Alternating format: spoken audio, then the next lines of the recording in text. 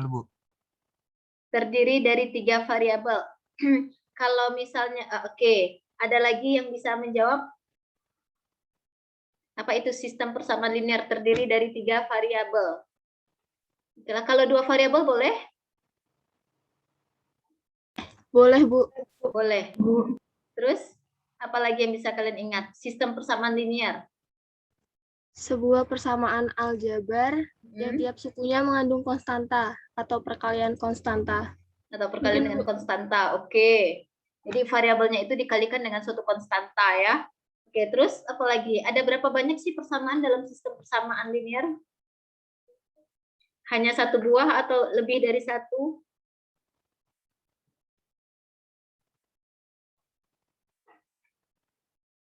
Lebih dari 1, Bu. Lebih dari 1. Sebenarnya kata kuncinya sistem dalam konteks matematika itu berarti ada lebih dari 1. Jadi begitu juga di sini yang akan kita bahas nih. Saya share screen sudah terlihat ya. Jadi kalau kita bicara pada pertemuan sebelumnya adalah PDB atau PDB order 1 ya yang kita bahas, itu persamaan diferensial biasa order 1 dan hanya ada 1 persamaan saja. Nah, kalau sistem PDB berarti kumpulan dari PDB-PDB. Jadi persamaan diferensial yang kita punya nanti akan lebih dari 1. Minimal ada 2 persamaan diferensial. Dan di sini kita batasi dulu masalahnya dengan sistem PDB order 1. Nah, by the way, setelah membahas ini baru minggu depan saya akan bahas PDB order tinggi ya atau order 2. Karena untuk menyelesaikan masalah PDB order tinggi itu kita harus transformasikan bentuknya menjadi sistem PDB. Jadi, penting sekali menguasai topik sistem PDB order 1 yang akan kita bahas hari ini karena untuk menyelesaikan masalah PDB order tinggi itu harus masalahnya diubah menjadi sistem PDB order 1. Oke. Jadi yang dimaksud dengan sistem PDB itu adalah sebenarnya adalah kumpulan dari 2 atau lebih persamaan diferensial biasa order 1. Jadi kalau persamaan diferensial biasa kan kalian sudah paham ya. Nah, inilah bentuk umum dari sistem PDB order 1. Kalau dilihat dari bentuk umum ini ada n buah variabel, n buah persamaan, yaitu di kirinya ini ada Y1 aksen, ada Y2 aksen, ada hingga YN aksen. Nah, sama seperti PDB yang kita bahas di pertemuan sebelumnya, kalau PDB itu kan bentuk umumnya harus yang di rows kiri hanya ekspresi turunannya saja ya. Yang di rows kanannya itu adalah ekspresi yang tidak tergantung pada turunan, melainkan yang di rows kanannya ini adalah fungsi atau ekspresi yang tergantung pada variabel bebasnya dan tergantung pada variabel tidak bebasnya ataupun dengan konstanta juga. Intinya di rows kanannya tidak boleh ada bentuk turunan. Nah, begitu juga di sistem PDB. Di ruas kirinya ini adalah variabel turunannya, sedangkan yang di ruas kanannya adalah suatu ekspresi atau fungsi yang bisa jadi tergantung pada variabel bebas saja atau yang bisa jadi tergantung pada variabel bebasnya, kemudian variabel tidak bebasnya dan konstanta. Nah, ini dia bentuk umumnya. Di sini berarti ada n buah persamaan ya. Nah, kalau melihat ini kan y aksen itu kalau di PDB kan kita biasa notasikan dengan dy dx ya. Jangan dibaca dy per dx ya, walaupun dia terlihat sebagai pecahan, tapi ini tidak mengandung makna pembagian sebenarnya.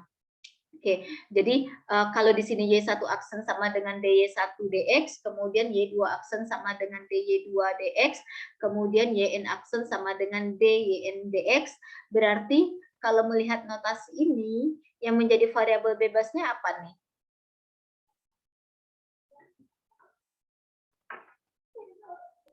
Y. Y, ada ide lain?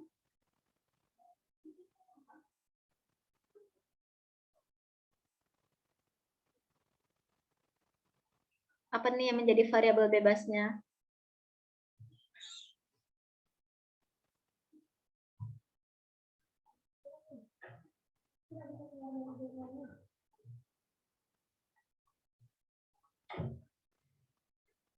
Nggak ada yang bisa jawab? Kira-kira apa nih yang menjadi variabel? Kalau kita menuliskan notasi turunan,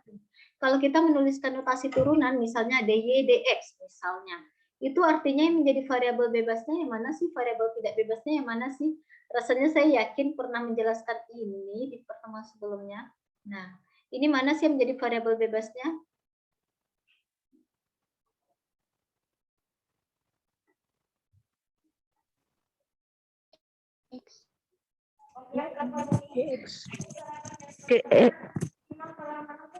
Y atau X yang menjadi variabel bebasnya. D ini bukan variabel ya, D ini adalah menyatakan diferensial atau derivatif ya.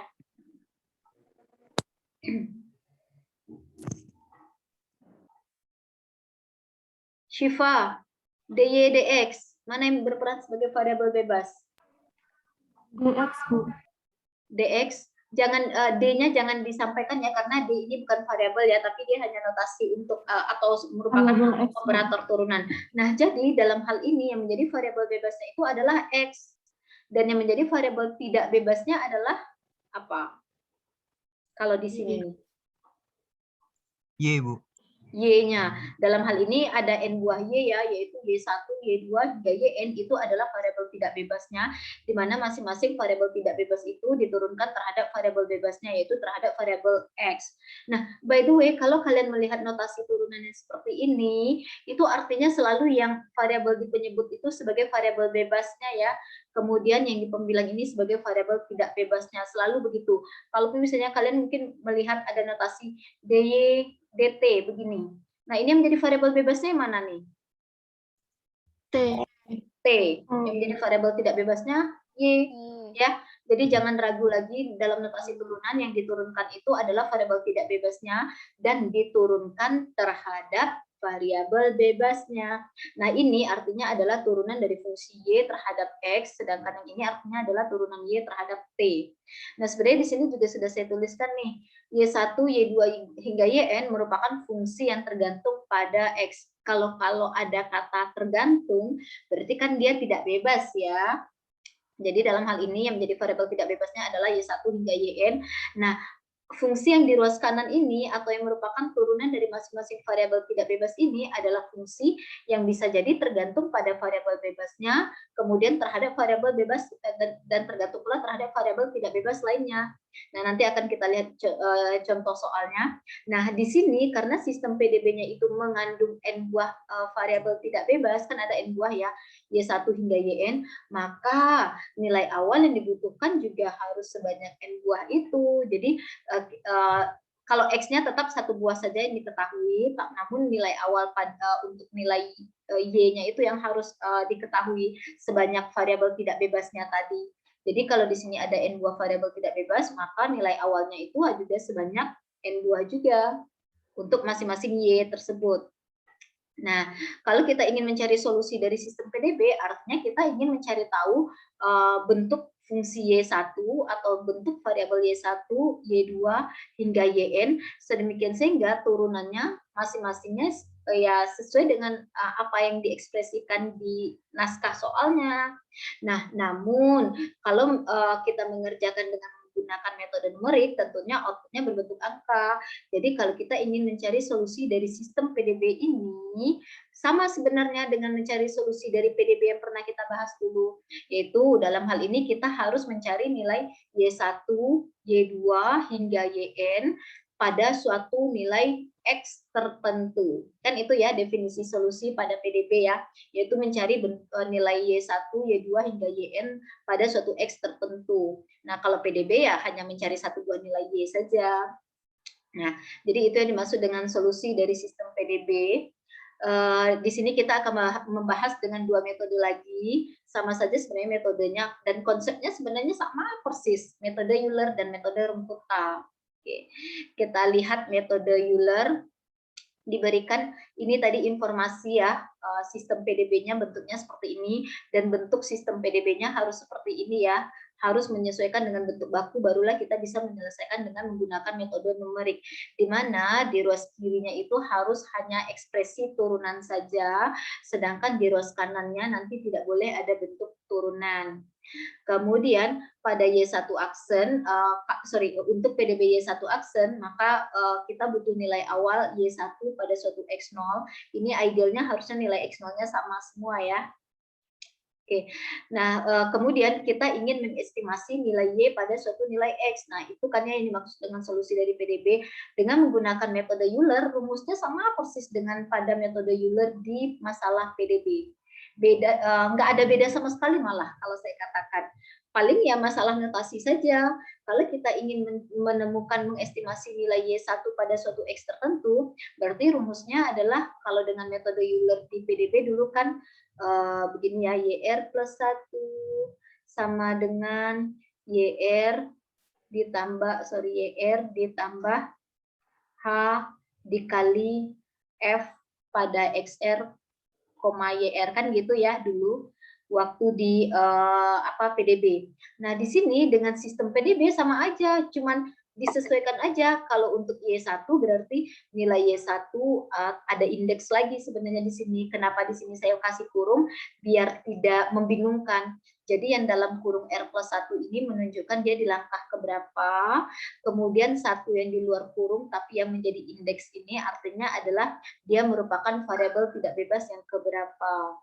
Jadi sama persis, kalian bisa lihat ya analog. Nilai Y1 pada langkah ke R plus 1 sama dengan nilai Y1 yang ada di langkah sebelumnya, ditambah H dikali F1 yang ada F1 yang dievaluasi berdasarkan pada nilai X dan Y yang ada di langkah sebelumnya. Nah, F1 ini diambil dari mana sih?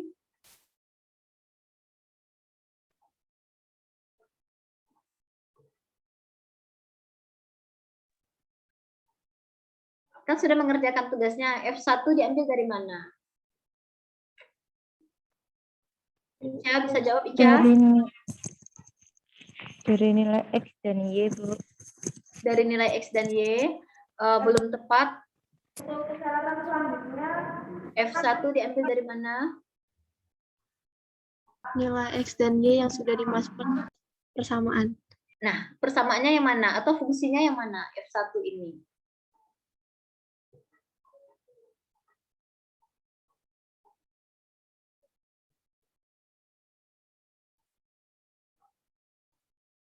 Yunas? Bisa jawab, Yunas?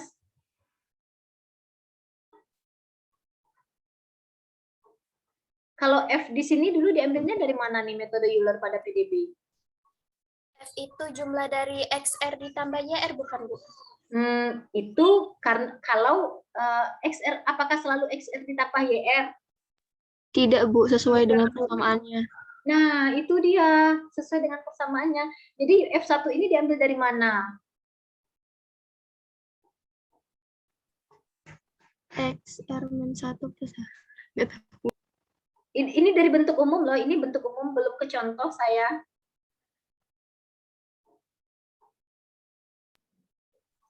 Dari sistemnya Kak, Bu? Dari sistemnya. F1 ini dari sistem pada persamaan yang mana? PDB yang mana? Y1, Bu. Nah, Y1 aksen. F1 ini diambil dari PDB untuk Y1 aksen. F2 diambil dari PDB dari Y2 aksen. Dan seterusnya ya. Jadi bukan diambil dari XR plus YR, ya tergantung. Kalau F1 dan F2 kita tidak itu ekspresinya, jangan itu yang dijalankan. Oke, jadi sama persis ya sebenarnya metode Euler di PDB dengan sistem PDB. Oke, nah algoritmanya juga ya sebenarnya sama aja dengan yang kita bahas pada pada PDB ya. Jadi saya tidak bahas lagi, kita langsung eksekusi saja biar lebih terbayang. Sebentar ya. Baik, Bu.